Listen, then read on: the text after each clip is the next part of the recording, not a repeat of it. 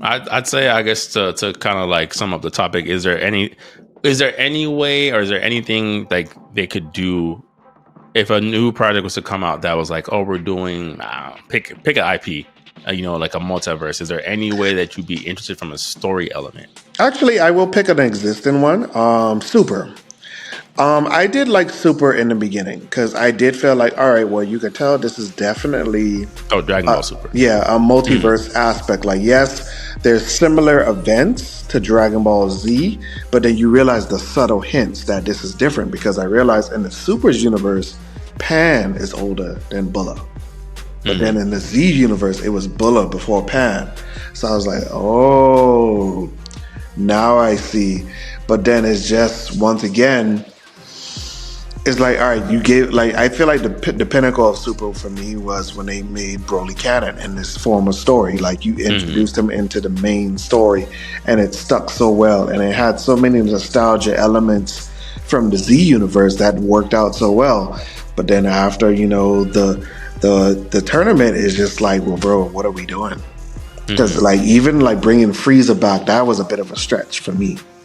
It's like, yeah, Yeah, about it was huge retcons of like, oh, you can only bring somebody back that's only been dead for a year with the Dragon Balls. Like, well, Frieza's been dead for a decade, and they over a still revive. decade. Yeah, and they still revive him with the Earth's Dragon Balls. Like, wait, what? Since when? Yeah, and it was just like, and then even after watching the Majin Buu fight, like, why was Frieza by himself attached to a tree? Where is everybody else? Right. Yeah. Yeah. Yeah. Yeah. And it's like, so it's just, like how you just said, bro. It's a bunch of retcons, and that's Mm, where the multiverse, where I say it gets messy, because now there's so much source material from your original universe that you have to remember that you're just kind of just stepping on toes. It's like, no, mm. but bro, you definitely said, oh no, we ain't said that.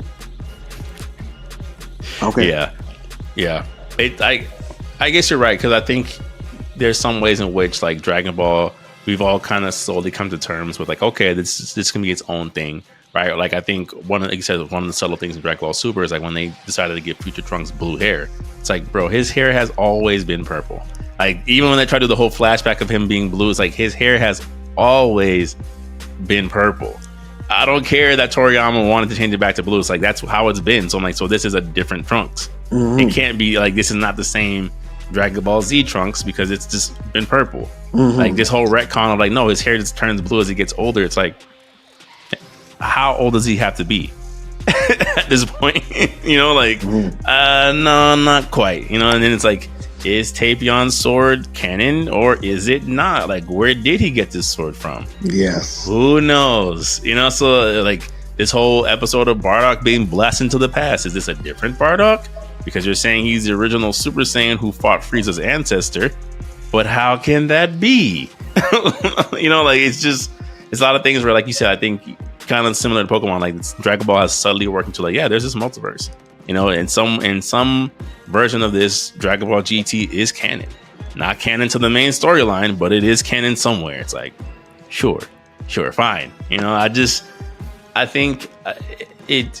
I guess to move on, it's like I think it's like it is kind of scary where typically a multiverse would be to introduce an approach to a character that we hadn't seen before, or an approach to a story we hadn't seen before.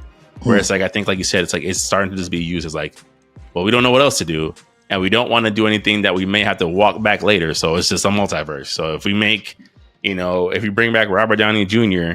again as Iron Man, it's like, well, it doesn't matter because it's Robert Downey Jr. from Earth 81111 who like never snaps his fingers. It's like, bro, then that takes away everything that made Endgame. It's like you're Yeah. taking away the payoff for some of these narratives when nothing matters, when nothing holds weight, because it's just a part of one big infinite puzzle piece. So I'm with you.